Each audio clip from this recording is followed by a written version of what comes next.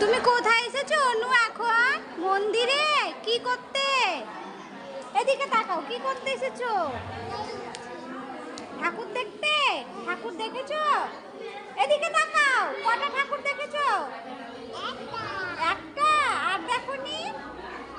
মন্দিরে প্রসাদ খেয়েছো? কেমন করে খেয়েছো দেখি? পয়সা দিয়েছো ঠাকুরকে? দিয়েছো? চলো এদিকে যাই। আম্মা কই? আম্মা, আম্মাকে ডাকো, আম্মাকে ডাকো, আম্মাকে ভালো করে ডাকো।